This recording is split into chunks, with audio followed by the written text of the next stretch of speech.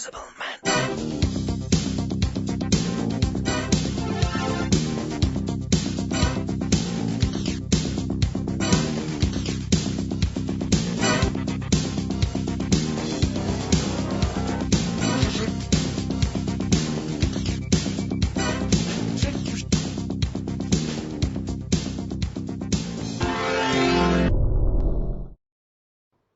Amici di Sketch, ben ritrovati, ben rientrati. Dopo una settimana che mi ha visto in sordina a fare l'ospite, ho ripreso in mano le redini. E insomma qua vogliono farmi le scarpe, ma non ci riescono, nemmeno la carina, la bella Ilenia Lazzaro. Ciao Buonasera Ilenia, a tutti. come stai? Sono ritornata sul mio trespolo di qua. Quindi. Stai attenta. Allora, adesso sveliamo il nostro ospite che è Giacomo Salvador. Grazie per essere con noi, Giacomo.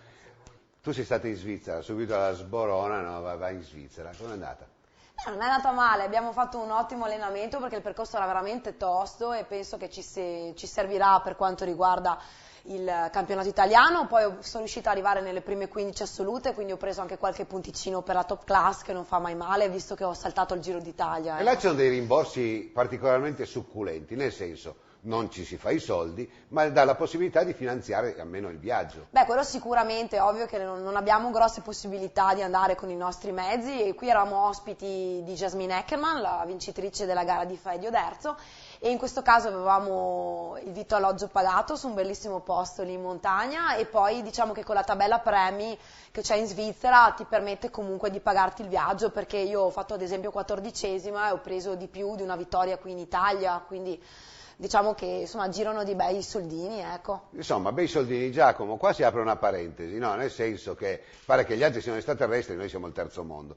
Intanto il terzo mondo, visto i circuiti che abbiamo visto fino ad oggi, uno su tutti, quello che abbiamo acclamato la settimana scorsa di Schio, che hanno fatto le cose meravigliose tutti, dal primo che intromba e all'altro che pulisce i magazzini, hanno fatto delle cose esaltanti, quindi vuol dire che il trend è alto. Però pecchiamo un po' in questo senso. Tu prima dicevi gran fondi, tanti soldi, dai 30 ai 60, agli 80 euro di iscrizioni, grandi carnai di 2000 persone, che è più business che sport, e in questo ne paga un po' dazio anche il ciclocross. Ma certamente, il ciclocross è una disciplina, si può dire povera, ma è la più spettacolare, quella che è come una famiglia allargata, perché abbiamo visto che a ogni gara di ciclocross può succedere l'incidente, i vari atleti si aiutano uno con l'altro, c'è l'agonismo durante la gara che è terribile, però alla fine sono tutti amici, vanno a bere gli amatori il bicchiere di vino insieme, gli altri si divertono nelle gare. Io sono convinto che la federazione ci supporta, non è che la federazione non ci supporti, però dovrebbe mettere dei paletti. Io dico, se il business che c'è adesso nelle gran fondo, va bene, faranno attività, tutto quello che si vuole, ma entrano una miriade di soldini e portano via molti aspetti positivi a quello che è le attività, sia il ciclocross, che è la disciplina più povera, che è la strada, la pista e tutto quanto. Se noi mettiamo una piccola tassa, che può essere in promozionale per le categorie giovanili, che le abbiamo già, che ci danno dei riscontri ottimi perché abbiamo dei numeri eccezionali, io sono convinto che la federazione, e poi obbligare anche i squadroni, io non dico che siano, l'obbligo non è mai bello, però incentivarli ad avere 2 o 3 atleti, sia tra gli juniores, gli elite e gli under, che facciano il ciclocross o il fuoristrada, penso che sia una cosa eccezionale. Ilenia, non dobbiamo essere noi che spezziamo queste lance, però bene o male, Marcello Pavarin ci ha accontentato ed è un ragazzo straordinario, in cerca ancora di un posto di lavoro. Potremmo, veramente non basterebbe una trasmissione, nemmeno forse una stagione. Acclamare il diritto al lavoro comunque, no? Perché questi qua sono dei lavoratori, primo, per cui non c'è diversità tra un ciclista che vuole fare il lavoro da ciclista come un metalmeccanico che vuole fare il metalmeccanico, per me non c'è alcuna differenza.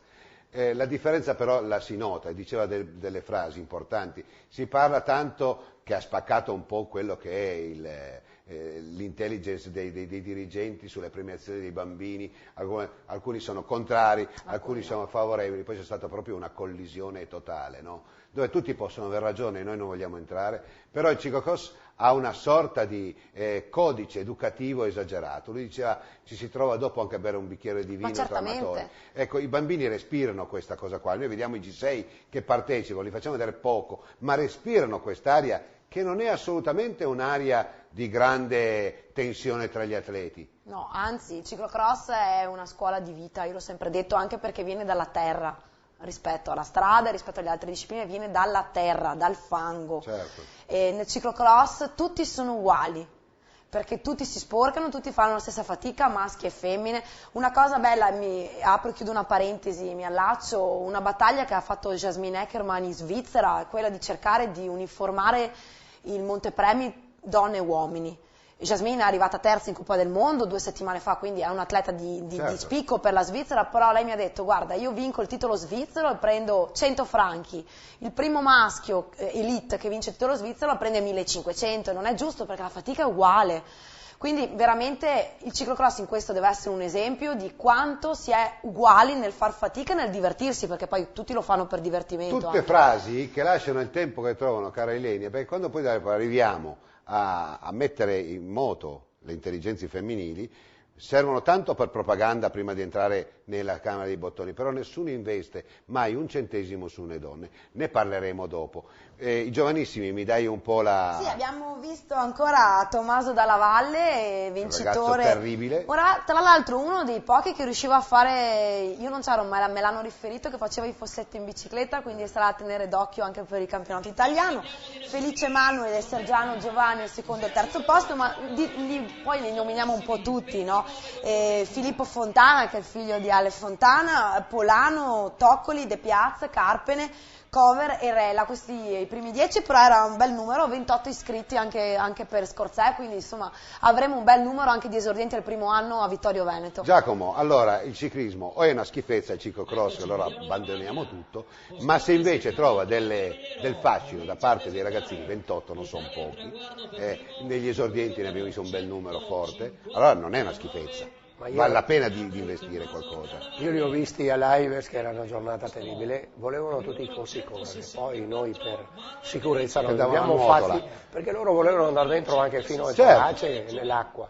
È una cosa fantastica, loro si divertono, lo prendono come un gioco, è molto istruttivo perché imparano a far fatica, quando passeranno esordienti cominciano a prendere, non sono molti, noi come Triveneto siamo riusciti ancora molti anni fa a portarlo da 5 e prendono già un qualcosina in più, però si divertono, è una cosa eccezionale. Poi vorrei dire, noi qua in Italia si vieta alle società, i dirigenti che facciano ciclocross. Abbiamo visto Matteo Trentin, loro gli hanno dato la possibilità, può allenarsi.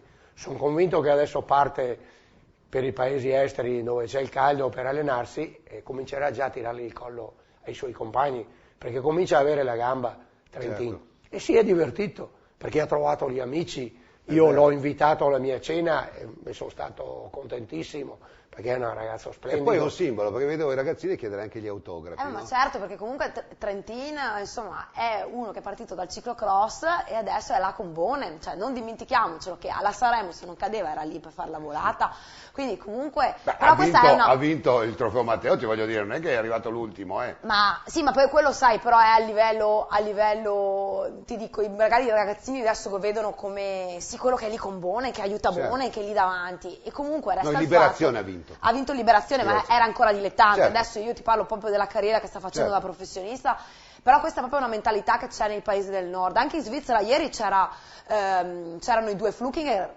secondo e terzo al campionato del mondo di mountain bike, che fanno il ciclocross per allenamento. Ralph Neff, campione del mondo eliminator, che fa il ciclocross per allenamento. E sono mica stupidi, no? Ma c'erano 4-5 ragazzi della BMC a correre su un percorso che era tecnico, non una roba stai facile che dici pedalo e basta. Attenta, mi mandi avanti gli esordienti. Ti mando gli esordienti, maschi e femmine.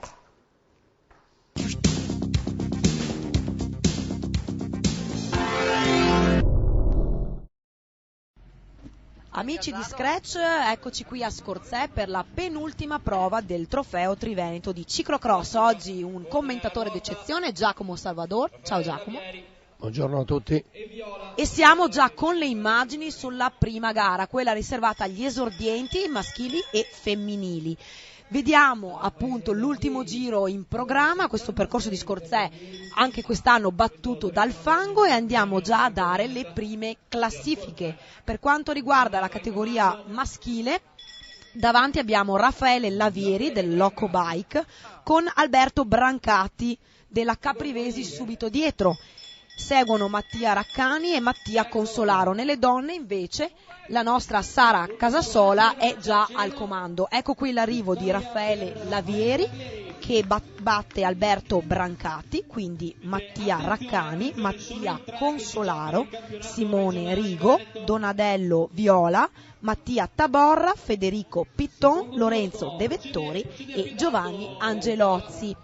Tra le donne invece la vedremo arrivare la nostra Sara Casasola, sempre più leader, che batte Giorgia Stegagnolo, quindi Nicole D'Agostin, Francesca Saccul, Francisca Lunger, Giada Tezzele, Gioia Foschini, Sandy Botta e Naglia Grosso. Quasi 40 partenti, quindi veramente un numero molto nutrito, grazie anche alla Coppa Italia che si è svolta la giornata precedente. Vediamo De Vettori che arriva un po' indietro quest'oggi, nono assoluto, e poi tutti gli altri.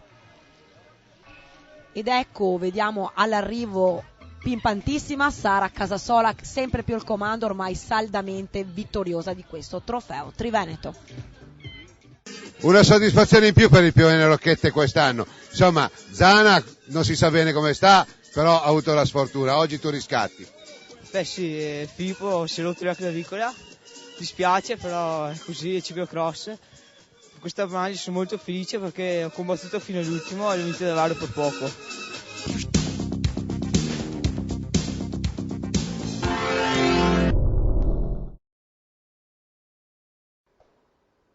Cos'hai?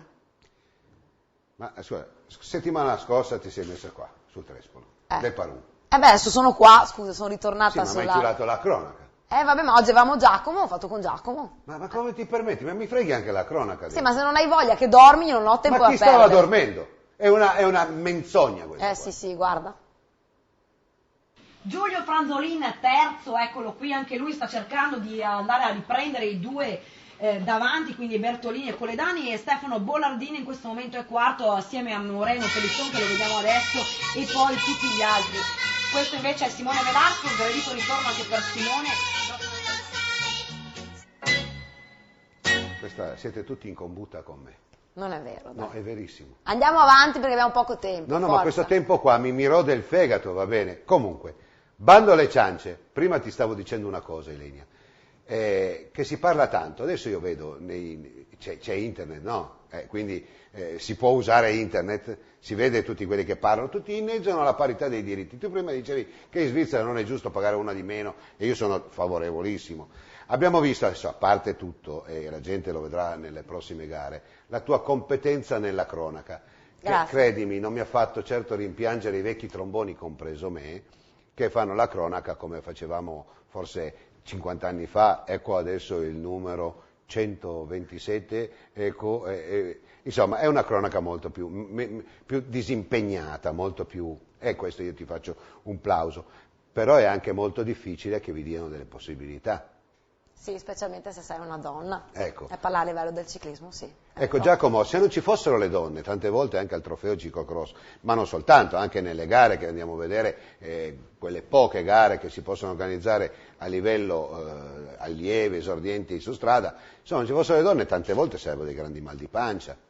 Ma guarda, io sto ammirando quest'anno la Casasola e ha un'abilità che sembra un Pontoni quando era giovane, ma è una cosa fantastica, è questo che mi rode dentro di me, che non sono riuscito da molti anni, avevo chiesto al comune dove dovremmo fare i campionati italiani adesso, di fare una scuola di ciclismo, come l'ha il mio amico Bortoluzzo Gino della Lombardia, dove tu, quando fai un filmato, puoi far vedere dove sbagliano, perché io ho visto più di una volta, gli dici fai la corsia larga che non è sporca, e loro continuano sulla corsia sporca. Sono piccole cose che abbiamo un'immagine di Renato Longo, abbiamo un Alessandro Fontana che è dei nostri, che ha Quest'anno, guarda caso, ho portato il figlio e ha portato una società nuova alla Sanfiorese. E io gli ho detto, con la Sanfiorese correva anche mio figlio, gli ho detto grazie perché stanno portando questi ragazzini che a me mi fanno diventare matto. E vedo questi ragazzini che hanno un entusiasmo che ti gratificano. Io lavoro dalla mattina fino alla sera, ma la sera vado a casa contento. Ilenia, io dico sempre, e guarda, credimi, questo lo penso da una vita, io posso fare il conduttore, ma il conduttore non è nulla se non c'è gente che tira fuori i picchetti. Io credo che sia più facile trovare un conduttore, anche forse meno bravo di me, anzi indubbiamente, perché bravi come me ce ne sono pochi, è vero, a parte gli scherzi, però è molto più facile trovare uno che voglia dire faccio il conduttore perché piuttosto che uno che si alza alle 5 del mattino a mettere i picchetti. È più facile che trovi quello che dice vabbè io faccio la cronaca, mi auto-incenso che sono bravo a fare le cronache, non è nel tuo caso perché l'abbiamo visto e tra poco lo vedremo ancora meglio, piuttosto che andarsi a rompere le palle in mezzo al fango per far poi dopo gareggiare dei ragazzi, degli atleti. Sicuramente. Allora cominciamo a dare ad ognuno di loro un premio, perlomeno da questi microfoni, morale, che comunque... Insomma, io in prima persona mi sento nessuno in questo caso. Beh, sicuramente perché perché un evento dia il 100% di esso deve essere formato dal lavoro di tante persone. Quindi e di gente che si tira sulle Allora, maniche. intanto gli atleti arrivano, però gli atleti arrivano e trovano già tutto pronto. C'è gente che ha fatto il percorso, che magari l'ha studiato, si è messo a appiccare i paletti, gli sponsor e quant'altro. Poi ci sono gli atleti, perché senza gli atleti lo spettacolo non c'è. Ci sono gli accompagnatori, molto spesso papà, mamme che vanno in mezzo al fango a lavare le biciclette, perché senza gli accompagnatori nel ciclocross non vai da nessuna parte, non puoi, perché hai sempre bisogno di qualcuno. E ci sono, e questo lo dico un grazie perché mi tocca a me personalmente, gli accompagnatori improvvisati. Sì. Quelle persone, io arrivo quasi sempre da sola, io e mio marito siamo io e lui. Certo. E io se non avessi avuto tante persone che mi hanno aiutato a tenermi la bici, a darmi una mano, eccetera, non avrei neanche potuto correre. Gente che diventa allenatore anche senza saperlo. Esatto, ti tiene la bici, te la va a sporcarsi e poi c'è tutto quell'insieme, i giudici, insomma è una grande famiglia che se lavora insieme fa un grande risultato, questo bisogna dare atto. Quindi secondo me da questi microfoni deve partire un grazie a tutti quelli che sono lì sul percorso. Non voglio sentire, e mi dà fastidio non perché a me non piacciono le critiche, mi dà fastidio perché chi non è mai venuto a vedere una prova del trofeo non può aprire bocca. Certo. La apre quando è in mezzo alla melma come noi. Quando non è in mezzo alla melma, guarda dalla televisione, ma non è la stessa cosa. È vero quello che dice? Ma sì. Io quando sono entrato, dopo che mi ha dato le redini il povero Armando Zamprogna, abbiamo cercato di migliorare ogni anno, ma non è semplice. Mi accorgo io la sera quando vado a casa che delle volte sono teso perché non siamo riusciti a fare quello che volevamo, certo. Però ci sono una montagna di problematiche. Io lo dico sempre, se uno ha un problema, c'è una regola che non funziona, cerchiamo di parlarci fuori dal percorso, non fare confusione sulle partenze e altre cose, perché si può anche sbagliare. Abbiamo fatto noi come Trofeo di Triveneto da molti anni, abbiamo il supporto di una giuria a fianco per dare i risultati, perché delle volte purtroppo dopo un'ora non sono neanche pronti, certo. Senza incolpare nessuno. Abbiamo fatto quello, abbiamo cercato di migliorare ogni anno, ma è un po' la carenza di denaro in questo momento, un po' tutto. E poi se vedi una gara che vedi le strisce solo dello sponsor, senza striscioni, senza niente, non è abbellita, ci vogliono le transenne, ci vuole il palco, ci vuole una miriade di cose per far esaltare la gara. Non è una partita di calcio. Cerchiamo di fare tutto il possibile perché a me interessa che tutte le gare siano di un certo livello, perché guarda caso il mese di ottobre e le prime settimane di novembre erano tutti qua, dalla Lombardia, da tutto, e lo dice lo stesso mio amico Bortoluzzo che noi riusciamo a fare delle cose egregie, ma con l'aiuto di tutti. Non è che io, perché vado a mettere i picchetti, nessuno mi ha obbligato, lo faccio perché ho corso anni e il ciclocross per me è la miglior specialità che esiste. Bene, io ho sentito, adesso mandiamo subito all'altra gara, ti do subito il microfono Ilenia, una cosa che a me è spiaciuta molto. Ho sentito dire nelle griglie di partenza ci sono sempre momenti concitati, però tante volte uno può capire il momento concitato, quello che non capisco sono le offese inutili. Ho sentito dire i meridionali, sti tarroni sempre davanti. Ecco, io voglio soltanto fare dare un pensiero a coloro che si macchiano di questi insulti, che forse non lo sanno nemmeno loro di cosa stanno parlando. Il ciclismo credo che sia il più bello sport del mondo, perché ci sono tante etnie, come nel calcio e come in tutti gli sport, dove in tutti gli sport non è un problema essere di una religione piuttosto che un'altra, essere di un colore piuttosto che un altro, perché i bambini e i ragazzi e chi ha praticato sport questi vincoli non li teme, non li sente, perché per loro è tutto normale. E a coloro che pensano ancora in questa maniera un po' ligaiola, diciamoci la verità, oggi andate su internet e cliccate Camillo Benso, conte di Cavour, _Napoli, e poi vediamo com'è nata questa Italia del Nord tanto ricca. Andiamo a vedere adesso con allievi, primo e secondo anno e donne allieve.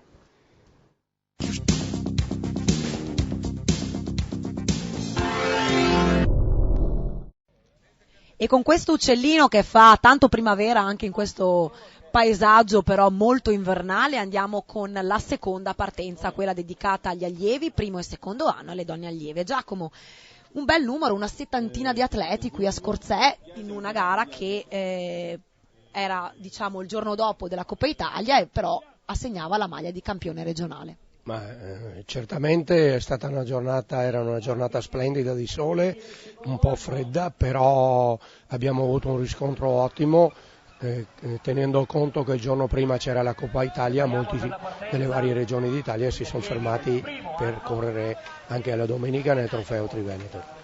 Detto questo, sono partiti gli allievi del secondo anno con Gianni Ichele davanti, Smarzaro e tutti gli altri. Partiranno ora gli allievi del primo anno con Michelino Bassani, De Bellis, insomma Zecchin, i soliti noti, e anche alcuni ragazzi che appunto vengono da lontano.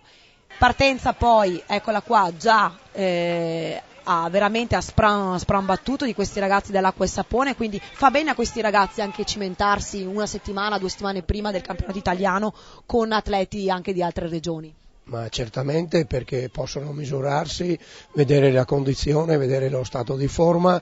Poi nei nostri percorsi qua sono percorsi anche tecnici e anche abbastanza duri, perché come quello di Scorzè avevamo dei pezzi che si potevano fare in bici, ma forse era meglio farli anche a piedi. Partite anche le donne allieve con Rachele Barbieri subito a tirare le fila di tutte le altre, 30 donne allieve, quindi veramente numeri altissimi, e qui davanti siamo con gli allievi del secondo anno con Edoardo Nichele già davanti, Smarzaro e poi tutti gli altri. Un percorso molto molto tecnico quello di Scorzè, e con il classico fango che ormai contraddistingue queste edizioni da parecchi anni, no Giacomo? Ma certamente Scorzè è una zona abbastanza umida, la notte il terreno si gela, poi di giorno, essendo che si passa su un campo di grano turco, quando gela è abbastanza duro e diventa molto scivoloso, perché il terreno sotto è gelato, però la parte superiore si ammorbidisce e è molto difficile anche guidare la bicicletta. Anche qui differenti modi di affrontare questi piccoli fossi, c'è chi li fa a piedi, c'è chi li fa in bicicletta. Zecchin, De Bellis, Michelino Bassani per gli allievi del primo anno, che saranno poi anche nomi che speriamo di vedere al campionato italiano in quel di Vittorio Veneto, mentre tra le donne abbiamo visto già davanti Silvia Pollicini, quindi la ragazza di Gigi Narder. Gigi Narder quest'anno ha sponsorizzato il GS Cadrezzate, quindi ha parecchie ragazzine qui a fare il ciclocross, e Rachele Barbieri, la protagonista del Giro d'Italia di ciclocross, che oggi è un po' in ritardo. Anche qui la Pollicini affronta molto bene a piedi e in velocità questo tratto, e Rachele Barbieri, eccola qui, cade in questa contropendenza. Ci sta, no Giacomo? Ma sì, ma forse la Rachele Barbieri non era convinta di fare quella specie di dosso, e delle volte bisogna essere convinti in bicicletta, perché delle volte solo smontando dalla bici, essendo anche le temperature fredde, si riesce a riattivare la muscolatura e uno riesce a esprimersi in maniera migliore di quello che praticamente i tecnici insegnano sempre, di continuare sempre in bicicletta. Edoardo Nichele lì davanti assieme a Smarzaro, Caneva e Labrozzi, sono questi i primi tre, e insomma diciamo che eccolo qua, Smarzaro ancora un po' indietro negli allievi del secondo anno, mentre De Bellis e Bassani, questa è la sfida tra gli allievi del primo anno, poi a seguire tutti gli altri. Tavole, fossetti, il famoso campo di Pannocchia, insomma un percorso veramente molto molto vario. Rachele Barbieri, eccola qui, per quanto riguarda le donne allieve, ma davanti c'è ancora Silvia Pollicini, quindi ricordiamoci anche questo. E subito a seguire dietro abbiamo l'Alessia Dalmagro, che tra l'altro concorre anche per il campionato veneto. Sofia Beggin oggi più avanti rispetto alla sua compagna di squadra Chiara Zanettini, e poi a seguire tutte le altre, quindi eccola, vediamo anche la Girardi, quindi tutte lì, 30 donne. Anche qui sarà veramente, Giacomo, in vista del campionato italiano, una bella lotta, e speriamo che il Veneto sia protagonista. Ma speriamo che il Veneto sia protagonista, ma io auguro a tutti i partecipanti che siano 2 giornate di festa, e poi certamente durante le gare si lotterà al massimo per ottenere la miglior prestazione, e spero che possano competere in maniera eccelsa i nostri ragazzi del Veneto. Tra gli allievi del secondo anno abbiamo visto Caneva, Labrozzi, Montagnier, Smarzaro e Nichele ancora davanti. Smarzaro però ha qualche problema, eccolo qui, con il pedale, e, insomma, vedremo poi alla fine se riuscirà a restare lì davanti. Michele Bassani invece lì con De Bellis per la sfida degli atleti al primo anno, con Costantino Cesca oggi un po' sfortunato e un po' in difficoltà.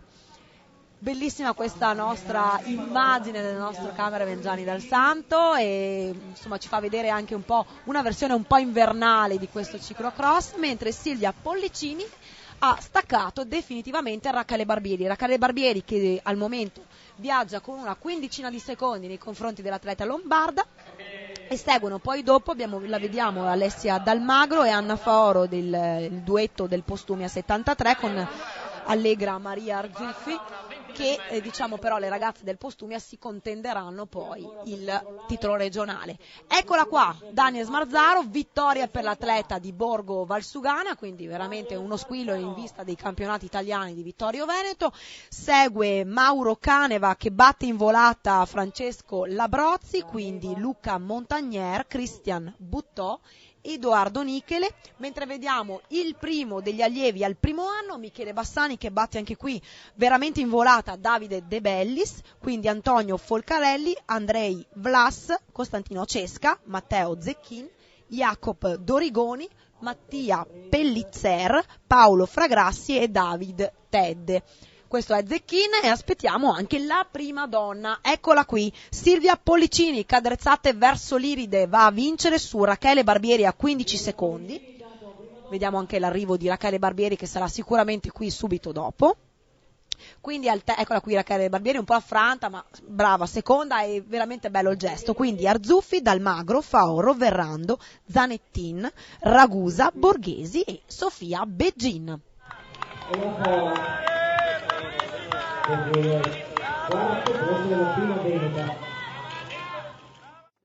Daniel, oggi una bella vittoria, hai messo in riga veramente tutti. Sì, è una bella vittoria, soprattutto per la squadra, poi dopo ieri è andata bene terzo e oggi ancora meglio primo. Sarà perché c'è stata la visita la scorsa settimana di un certo Trentin, vi ha rinvigorito. Sì, poi ogni tanto mi alleno con lui, allora va bene. Campione invece regionale, insomma una bella soddisfazione. Sì, dai, è una bella soddisfazione, non me l'aspettavo perché non sono in un momento di forma, però dai, è andata bene.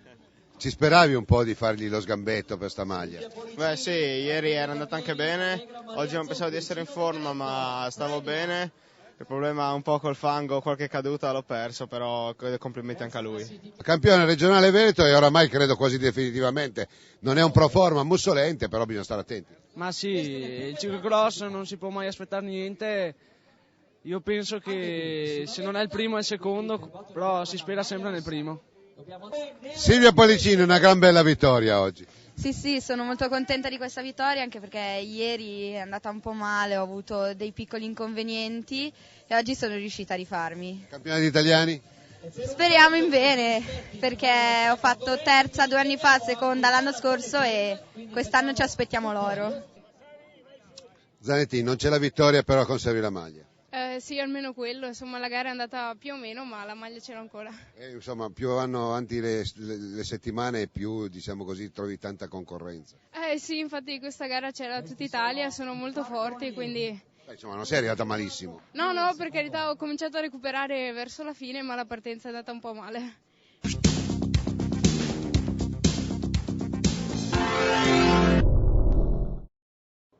Ben rientrati in studio, amici sportivi. Giacomo, stiamo vedendo il tuo volantino.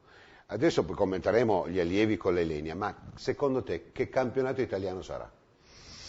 Guarda, io ti dico, è da agosto che non ho più preso sulla bicicletta, perché abbiamo cercato di risolvere... Perché hai anche in bici? Sì, posso credere io. Un po' di chilometri me li faccio anch'io perché mi diverto. Quando sono stanco vado in bici e quella ritorno ma non state bene? Come nuovo. Sì. Quando vedo che partono le gare avrei una voglia di correre anche adesso, ma uno a una certa età deve capire. Non riesco a capire degli amatori a 70 anni che vanno a far gare e corrono con la testa bassa, quello non mi piace, non mi esalta. Uno può andare a divertirsi in bicicletta, si fa i 100 km o a fare qualche gran fondo se gli piace e avanti. A Vittorio spero che riusciamo a fare un qualcosa di bello per tutti, perché non è per me personalmente, la responsabilità è che ho un'immagine di Renato Longo, un 5 volte campione del mondo, uno che ha dimostrato serietà e è un onore averlo Vittorio Veneto. Poi abbiamo avuto anche il patrocinio del Presidente della Repubblica che non ce l'aspettavamo, una medaglia di bronzo, però una cosa magnifica.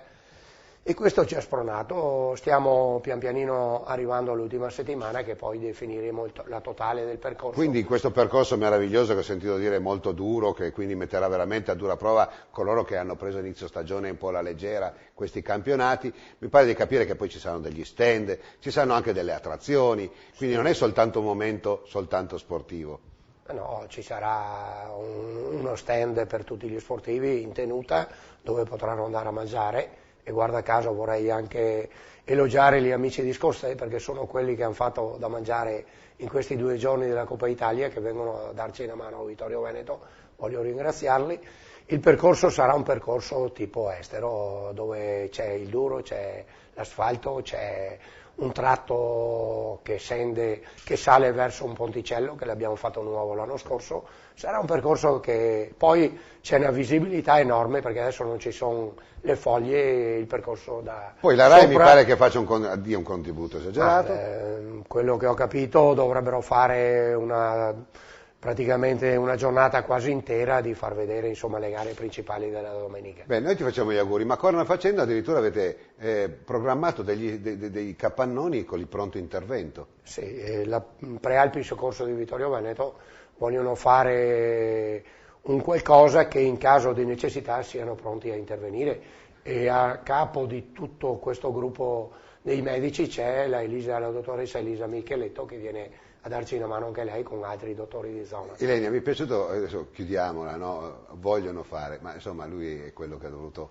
comunque mettere insieme tutte queste sinergie, credo che abbiano voluto, ma forse anche grazie a un uomo che si spende in qualche maniera, no? Sicuramente senza le idee poi si va da poche parti. Quindi... Attenta, chi vediamo? Adesso allievi. L'allievi nelle classifiche del torneo ovviamente non è cambiato nulla, quindi restiamo. Un po' indietro Nichele adesso. Un po' indietro Nichele, ma adesso questa settimana ci sarà un po' di riposo, io sono convinta di vederlo molto bene per il campionato italiano, così come tutti gli altri che durante l'anno si sono messi alla luce appunto in questa categoria. Io metterei Bassani per quanto riguarda... Sì, ma anche De Bellis, io metterei Montagnier, ce ne sono tanti, dipende poi ovviamente dal percorso che troveranno.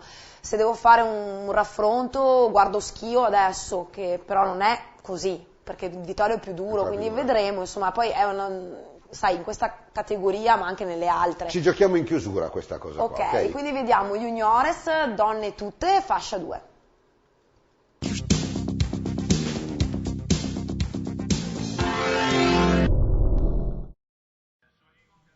Terza gara in programma qui a Scorzè, in questo paesaggio veramente tipicamente invernale. Nadir Coledani e Gioele Bertolini, la sfida oggi nella categoria juniores, e poi ci saranno anche le donne tutte, quindi donne junior, donne esordie e donne elite under 23 e donne master, e la fascia 2 con il solito duello Flavio Zoppas e Beppe Dal Grande. 71 al via, Giacomo, veramente un bel numero oggi. Sì, certamente quest'anno abbiamo avuto dei numeri molto elevati in confronto dell'anno scorso, c'erano sempre 30-40 corridori in più dell'anno scorso, che vuol dire che abbiamo lavorato anche bene e merito delle società e degli sponsor che ci danno una mano.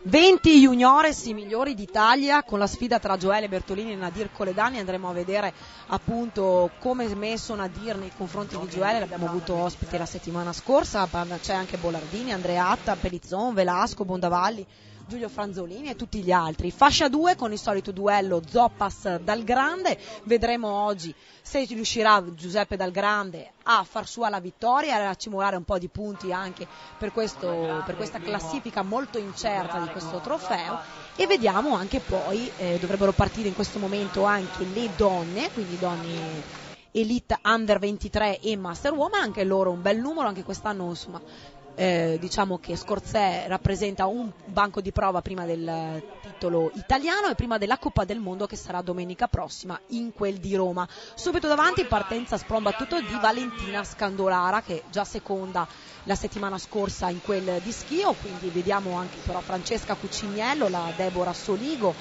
e anche Francesca Cauzza. Ecco qua intanto negli juniors, Giacomo, questo appunto si dice affrontare in bici o non in bici. Gioele Bertolini l'ha fatta in bicicletta, Nadir Coledani ha preferito farlo a piedi. Ma uno deve essere convinto, Gioele è uno che sa guidare la bicicletta in maniera splendida, invece l'altro ragazzo Nadir non è convinto su certi passaggi, specialmente come quelli che sono molto, molto scivolosi. Abbiamo visto Giuseppe Dal Grande, ad esempio Flavio Zoppas, un'esperienza anni e anni nel ciclocross, però preferiscono anche loro farlo a piedi. Daniele Savio, Mariuzzo e il papà Braidot subito dietro, quindi saranno questi poi che si contenderanno la vittoria per quanto riguarda la fascia 2. Renzo Valentini un po' tardato oggi, mentre tra le donne rompe gli indugi, eccola qua, la Francesca Cuciniello, anche lei insomma tanti anni di esperienza, anche lei smonta e preferisce affrontare a piedi questo tratto. Subito dietro Elena Valentini, quindi vediamo anche Valentina Scandolara qui in mezzo appunto ai master attardati e Francesca Cauz, quindi sono queste 4 che andranno poi, Deborah Soligo è già un po' più indietro, sono queste 4 che andranno a diciamo contendersi il successo finale oggi. Vediamo l'Arzuffi, vediamo poi tutte le altre ragazze oggi, la Galimberti, insomma diciamo che oggi Micheletto e quant'altro. Milena Cavani al momento, eccola qui, è la prima master, quindi Milena Cavani cerca anche questa settimana di dar filo da torcere a Paola Magnago. Sarà un bel duello anche il campionato italiano. Ma certamente le ho viste molto pimpanti sia la Cavani che le altre, e penso che all'italiano ci sarà un bel duello. Gioele Bertolini, Nadir Coledani, Todaro, poi abbiamo visto Pelizzon e Giulio Franzolin, quindi sono questi gli atleti, gara molto veloce, Giacomo, nonostante diciamo insomma il fango. Ma il fango era su certi strati del percorso, tipo dove c'era il campo di grano turco, però nelle altre parti era molto veloce perché era duro il percorso. Abbiamo visto intanto Zoppas e Dal Grande, un po' più indietro Mariuzzo, Francesca Cuciniello tenta di staccare Francesca Cauz che ha vinto la settimana scorsa a Schio. Vedremo se la ragazza di Lucio Rigatto, insomma quest'anno veramente un'altra Cauzza rispetto agli altri anni, riuscirà ad andare a prendere la più esperta Francesca Cuciniello. Paola Magnago nel frattempo cerca di staccare la Milena Cavani, più indietro eccola qui la Cavani e Giovanna Micheletto per quanto riguarda la categoria juniores. Anche per queste ragazze oggi c'è in palio il titolo regionale Veneto, quindi veramente sarà battaglia nella battaglia. Detto questo, Nadir Coledani, Gioele Bertolini, bellissima questa lotta fino all'ultimo. Giulio Franzolin, terzo incomodo, è appunto in questo momento in terza posizione. Seguono poi anche tutti gli altri, quindi Bollardini, Andreatta e Pellizzon in questo momento che stanno cercando di lottare con Franzolin per il campionato Veneto. È una maglia comunque sempre prestigiosa quella del campionato Veneto per gli junior. Ma certamente, poi il giorno prima avevano corso, però secondo me ha influito un po' sul discorso della gara da domenica per il campionato Veneto, perché mentalmente qualcheduno, anche le società ci tenevano, ha pensato il giorno dopo. Beppe Dal Grande, Flavio Zoppas, eccoli lì, loro due davanti, Gianfranco Mariuzzo più abituato al mountain bike che al ciclocross viaggia in terza posizione, mentre Daniele Savio in questo momento cambia bici ai box Era un percorso secondo te, Giacomo, dove si poteva rompere oppure necessitava il cambio solo in determinati tratti? No, bisognava cambiare spesso la bicicletta perché quel fango del campo di grano turco si attaccava molto, però il problema secondo me è questo, devono imparare a magari montare una corona molto più grande in maniera che il cambio rimanga staccato dai raggi, perché sennò è sempre là che balla, ai 2-3 mm basta un niente, un po' di fango che si prenda su o la stradina coi sassi che si entrano nel cambio, ecco che il momento il cambio entra nei raggi e si spacca. Abbiamo visto Deborah Soligo un po' in difficoltà in questo tratto, in questo fossetto, mentre Paola Magnago fa molto prima a farlo a piedi. Davanti abbiamo visto Francesca Cauz che cerca di staccare Francesca Cuciniello ed Elena Valentini, il duo della Selle Italia Guerciotti. Per quanto riguarda invece gli junior, ancora lì, ancora davanti Nadir Coledani che sta cercando di staccare Gioele Bertolini. Il ragazzo per l'italiano ci crede, sarà veramente un bel duello. Sì, Nadir è un attaccante per natura, è uno che attacca in continuazione, però sarà un duello duro perché Nadir è abbastanza anche uno che sa guidare anche in mountain bike, e lo stesso Gioele, però sicuramente su un percorso come quello di oggi sui dossi serviva molto anche avere 2 chiodi davanti sulle scarpette, perché si vede che molti devono mettere i piedi di traverso perché non riescono ad andare su. Giulio Franzolin terzo, eccolo qui, anche lui sta cercando di andare a riprendere i due davanti, quindi Bertolini e Coledani, e Stefano Bollardini in questo momento è quarto assieme a Moreno Pellizzon che lo vediamo adesso, e poi tutti gli altri. Questo invece è Simone Velasco, gradito ritorno anche per Simone dopo una stagione su strada veramente ad alti livelli. Bondavalli, i ragazzi del Bianchino Nordwave, oggi un po' in difficoltà abbiamo visto Zanella, mentre vediamo, eccolo qui, il nostro Flavio Zoppas che cerca in tutte le maniere di staccare Beppe Del Grande. Mariuzzo ormai si attesta in terza posizione, mentre dietro la lotta per il quarto e il quinto posto è tra, eccolo qua, Mauro Braidot con la mountain bike tra l'altro e Daniele Savio appunto con la bici da ciclocross. Giacomo, la mountain bike, ci saranno amatori che prenderanno via il mountain bike, no? A Vittorio? Perché le categorie che non sono agonistiche praticamente dagli juniores in su, che fanno parte delle categorie internazionali, possono correre anche con la mountain bike, però io... Eccolo qua, vediamo l'arrivo di Gioele Bertolini, vittorioso, è riuscito a staccare proprio all'ultimo, 20 secondi di distacco Nadir Coledani che dice io ci sono, attenzione perché per il campionato veneto ci sono. Vediamo poi la Valentina Scandolara che andrà, è stata doppiata, va al terzo posto Stefano Bollardini, quindi negli junior Luca Andreatta, Moreno Pellizzon, Simone Velasco, Alex Bondavalli, Manuel Todoro, Simone Casanova e Marco Zanella. Questa è la categoria juniores. Paola Magnago vince tra le donne master, mentre andiamo a vedere, attendiamo adesso l'arrivo, eccolo qua, di di Giuseppe Dal Grande, eccolo qua che vince veramente in volata su Flavio Zoppas.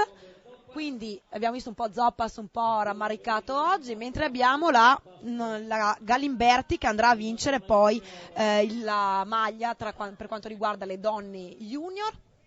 Quindi andiamo a dire l'ordine d'arrivo degli master: Del Grande, Zoppas, Mariuzzo, Braidot, Savio, Valentini, Mogno, Giannella, Della Libera e Feltre, mentre attendiamo la prima donna assoluta.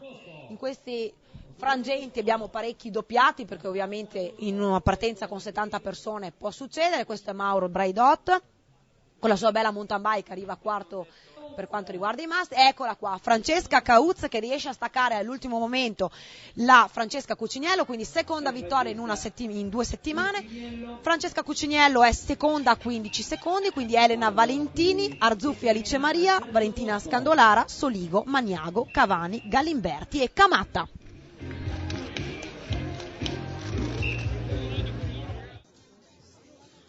Gioele, è una bella vittoria, però è un cliente ostico, sto a dire che sta andando molto.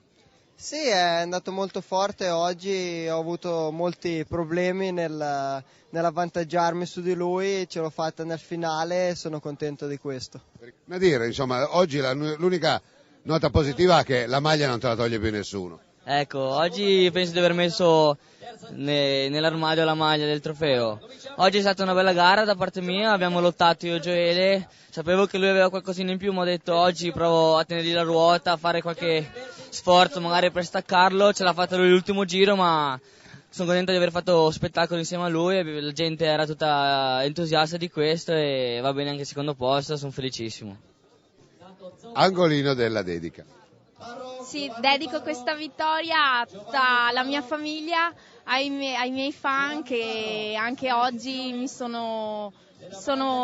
hanno seguito, e soprattutto alla mia famiglia e a mia mamma, a mio papà che mi sopporta giorno dopo giorno e mi fa dietro moto, e anche a Lucio Rigato, la mia squadra, che mi permette di fare ciclocross, e a mio nonno, mio zio, i meccanici e a tutti quanti, insomma.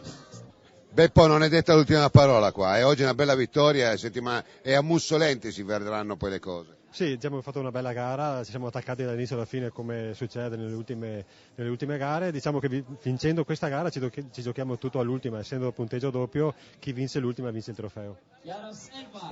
Fausto, quest'anno il ciclocross sta respirando un'aria particolarmente positiva. Anche agli italiani tu vedrai quali saranno i più papabili, su tutti un Enrico Franzoi che mi pare sia strepitoso quest'anno. Sì, sta lavorando molto bene, è stato un po' sfortunato nelle Coppe del Mondo, non riesce ad azzeccare una partenza valida, poi ecco, si avvicina alla 21-22esima posizione, ripartire da ultimo, rimontare quei big non è facile. Io ho detto a lui, abbiamo analizzata la cosa anche 2 giorni fa, il giorno che azzeccherà una partenza possiamo vederlo sul podio, quindi è un buon elemento. Marco Aurelio Fontana, che adesso sta ritornando ad alti vertici, sono fatti bene dei lavori in questo ultimo mese e sta cercando di essere un po' più rilassato perché ha molti appuntamenti, visto poi quello che ha fatto nelle Olimpiadi, quindi adesso deve concentrarsi su quello che sarà poi il futuro. Non c'è un po' di rammarico pensare ai Cominelli che non corrono, che erano veramente dei grandi interpreti del ciclocross? Ma diciamo un grosso rammarico, perché comunque dai Cominelli e Elia Silvestri che si aspetta ancora che faccia qualcosa di più, ci sono tanti atleti che possiamo aumentare la lista, perché poi comunque qualcuno è passato professionista su strada e alla fine si pensa sempre meglio, se stanno in meglio noi siamo contenti, però comunque ecco, con Cominelli si sta lavorando per vedere di trovare un team che lo possa seguire, c'è un grosso team in Belga che sta facendo una squadra professionistica Continental, scusate, per poter avere un atleta di ogni nazione, e quindi stiamo cercando di inserirci anche lui.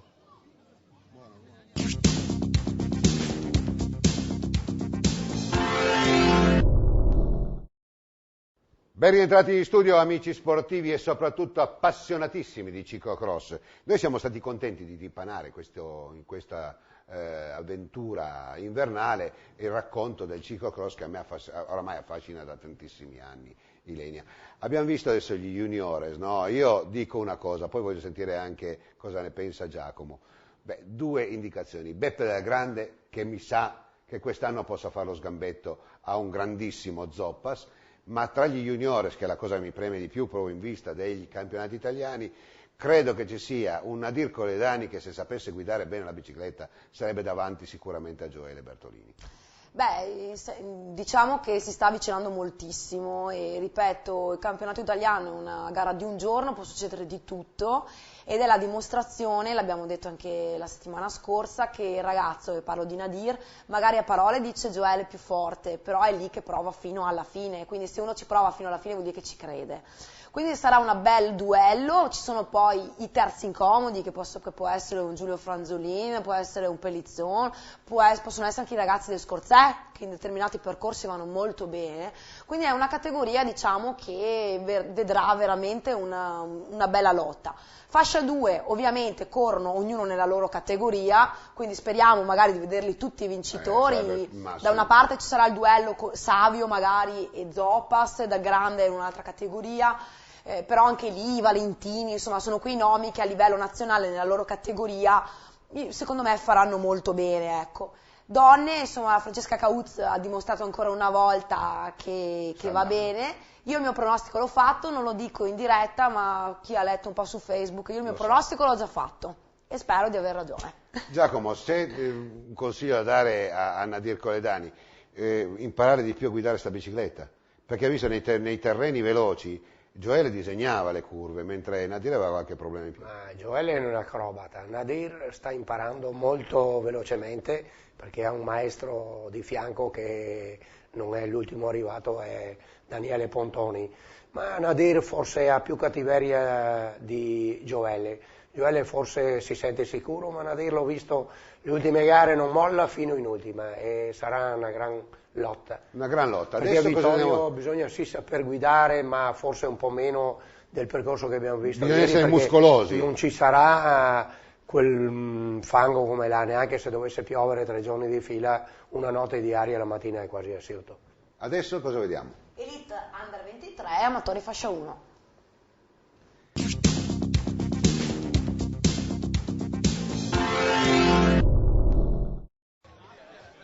Ultima gara in programma, Scorzè Elite Under 23 e amatori fascia 1 con Fausto Scotti, l'abbiamo visto prima a osservare appunto questi ragazzi. Marco Aurelio Fontana, maglia di campione d'Italia, Marcello Pavarin, Todaro, Ponta, Tabacchi, insomma tutti i migliori per quanto riguarda gli Elite e gli Under 23, anche nella fascia 1 insomma un bel numero, una trentina di ragazzi master con Carmine Del Riccio la sua maglia tricolore.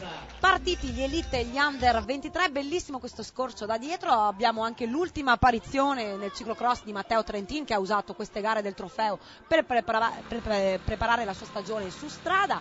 Subito questo tratto da affrontare Giacomo sulla sabbia, quindi insomma già una prima difficoltà con queste velocità molto alte. Ma si è visto Matteo Trentin entrare con una rabbia, sembrava che fosse sul pavé, una roba incredibile, ci ha fatto molto onore venire a diverse gare, poi Trentin è nato sul ciclocross, è un ragazzo splendido. E peccato che non possa venire l'italiano perché deve andare in trasferta, però sono convinto che le prime gare, con la condizione che si sta già portando avanti avendo partecipato a diverse gare di ciclocross, sarà un avversario molto duro per la stagione per certi, anche se dovrà fare il gregario Tom Bonen e compagnia. Abbiamo visto come nei master questa sabbia ha creato qualche caduta e anche questo tratto fangoso così nello sgancio ha avuto Todaro un po' di problemi e comunque abbiamo visto insomma sono tutti lì in questo momento, vediamo anche Acquaviva insomma un po' in difficoltà, diciamo che il percorso a mano che passavano le gare diventava sempre più scivoloso. Indietro oggi Raffaele Visinelli, il ragazzo oggi il leader del trofeo Triveneto per quanto riguarda gli Elite. Andremo a vedere invece per quanto riguarda la fascia 1 chi sarà al comando. Avevamo visto Giuseppina dal Grande e quindi vediamo questi, eccolo qua, Carmine Del Riccio già il primo master con Diego Retis, quindi ancora una volta questi due atleti che cercano di lasciare la compagnia. Vediamo Sergio Giuseppin poi con Corradini e poi vediamo anche Daros subito dietro. Mentre ecco qua, vediamo un po' i due della Forestale, quindi due fratelli Braidot che cercano di dare veramente filo da torcere a Marco Aurelio Fontana, appena rientrato appunto Giacomo. Loro hanno cercato di distanziare un po' all'inizio, ma Marco Aurelio Fontana ha una classe e sembra quasi che non faccia fatica. Anche lui ha i suoi limiti, però è un grande, si vede che salta gli ostacoli in una maniera eccezionale, ha un equilibrio in bicicletta che è fantastico. Abbiamo visto appunto i due Braidot, Fontana che saltava gli ostacoli e poi tutti gli altri, Tabacchi, Ponta che ha avuto qualche problema sulle tavole, mentre vediamo invece la fascia 1 con Del Riccio e Diego Retis che affrontano appunto questi fossetti con Giuseppin, Corradini e tutti gli altri a seguire. Veramente un bel percorso, un percorso molto tecnico e diciamo che anche per questi amatori oggi è un appuntamento importante in quanto si assegnano le maglie di campione veneto. Eccolo qua, Braidot che cerca appunto di staccare Marco Aurelio Fontana, ma lui è lì guardingo ed affronta molto bene questo tratto in bicicletta. Un po' di problemi di tenuta invece per l'alto Braidot e Mirko Tabacchi, quindi abbiamo davanti i tre della Forestale e Marco Aurelio Fontana. Caneva, Ponta, Todaro e poi tutti gli altri. Una gara veramente combattuta a livello Elite Under 23. Ma certamente, anche perché i ragazzi della Forestale sono un bel gruppo, da Tabacchi, i due gemelli e compagnia, e anche Petinà, e si fanno ben vedere sulle gare. Poi Marco Aurelio, quando ha accelerato e si è visto che sulle tavole li ha distanziati proprio là, perché ha preso i 20 metri, poi loro hanno detto era impossibile ricompattare, insomma, con Marco Aurelio. Del Riccio, Rettis, Corradini, e vediamo anche Sergio Giuseppino subito dietro per quanto riguarda la fascia 1 leghista, e eccolo lì Daniele Caldart, poi quindi eccolo qui che cade anche mio marito oggi, un altro cambio rotto, speriamo di no.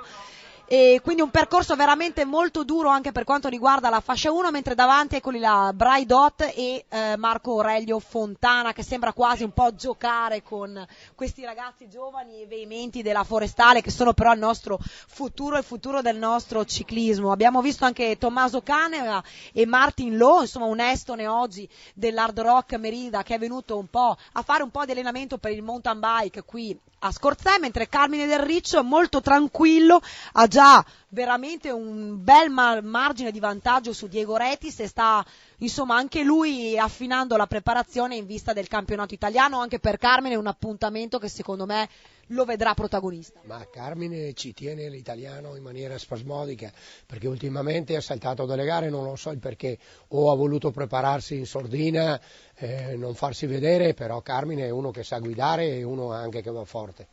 Vediamo anche Sergio Giuseppin con la sua maglia. Carmine ha saltato Giacomo alcune gare per problemi di lavoro, in quanto lui è un maresciallo appunto dell'esercito. Detto questo, eccolo qua Marco Aurelio Fontana che balza il comando nella gara assoluta, anche lui guardiamo, insomma non c'è niente da dire, le immagini parlano da sole. Marco Aurelio veramente molto forte, dietro Luca Braidot che viaggia già con una trentina di secondi di svantaggio nei confronti del campione d'Italia del team Cannondale.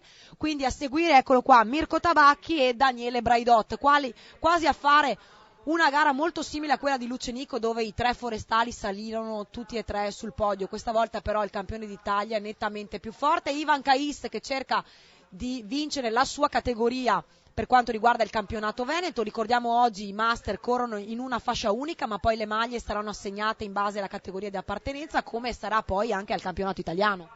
Certamente il campionato italiano, se ci sono tutti, dovrebbero essere 25 maglie, perché a livello veneto abbiamo il Master Elite che ce n'è uno solo, ma a livello nazionale ce ne sono diversi. Noi abbiamo predisposto per 25 maglie e poi si vede.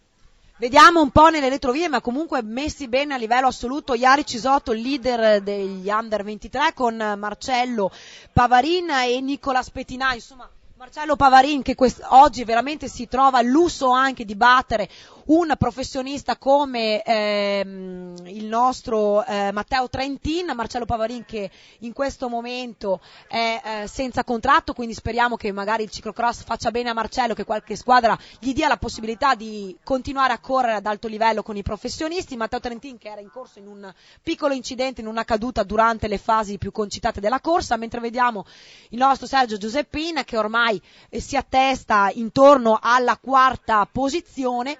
Questo è Corradini, Francesco Corradini, che è un udace ma viene a correre qui per fare gamba, mentre vediamo, eccolo qua, Marco Aurelio Fontana che va a vincere insomma in maniera molto netta. Il distacco sarà quasi di un minuto. Diego Rettis che poi è il secondo dei master che viene anche doppiato, quindi Marco Aurelio Fontana con un minuto di vantaggio, eccolo qua su Luca Braidot che è il primo degli Under 23, quindi Mirko Tabacchi secondo Elite e terzo assoluto a 1 minuto e 30, Daniele Braidot a 1 minuto e 40 è il secondo Under 23, Marco Ponta, quindi Tommaso Caneva, terzo Under 23 a 3 minuti, Lowe Martin, Todaro Fabio Alfonso, Raffaele Visinelli, Nicola Spettinà, Marcello Pavarin, Matteo Trentin, Iari Cisotto e poi Simone Masciarelli, mentre dovremo trovare, questi sono poi tutti i master, andiamo aspettando Carmine Del Riccio che appunto riuscirà a compiere tutta la gara a pieni giri senza essere doppiato, quindi Carmine Del Riccio che batte, l'abbiamo visto prima, Diego Rettis, quindi Francesco Corradini, Sergio Giuseppin, Cristian Daros, Cristian Leghista, eccolo qua Carmine, quindi segue Chiodin, Perin, Caldart, Bolzan e Zabeo. Marco Aurelio, insomma, io la prima domanda che vi faccio è un peccato se non ti vediamo ai mondiali con questa forma. Sai cos'è il bello? Che ci siamo parlati prima e l'avevamo studiato, allora so già la risposta. Hai ragione, è un peccato. No, Faccio queste 2 gare a gennaio e poi decido, dai. È difficile fare tutto. Adesso anche con Red Bull abbiamo da lavorare tanto e il tempo corre. E poi, sai, è difficile poi trovarsi a metà febbraio che c'è ancora tanto da fare, no? Comunque vediamo, dai, decido. Adesso la condizione è buona, finalmente pedalo un po' bene. Oggi ero un pochino stanco, ma ho fatto penso 4 gare in 6-7 giorni, quindi ci sta. A questo punto della stagione, per il Trofeo Triveneto, basta controllare. Sì, per adesso sì, diciamo che oggi bene perché non c'era Paccagnella, il mio rivale, diciamo, quindi ho preso qualche punto in più e vediamo l'ultima prova di tenerlo, insomma. Ieri, questa è tua. Sì, spero proprio di sì, dai, manca solo una tappa, farò di tutto per vincerla. Adesso con tutti i tuoi amici fate un evviva ai campionati italiani? Beh, sicuro. Arrivederci campionati italiani!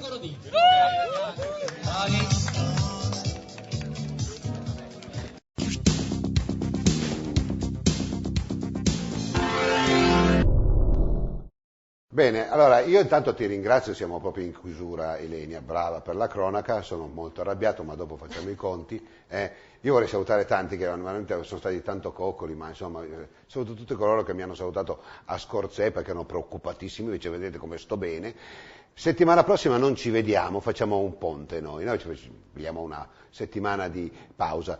Tu mi devi fare una promessa però, perché poi non questo giovedì ma il prossimo che viene, vi voglio qua per commentare questi campionati italiani.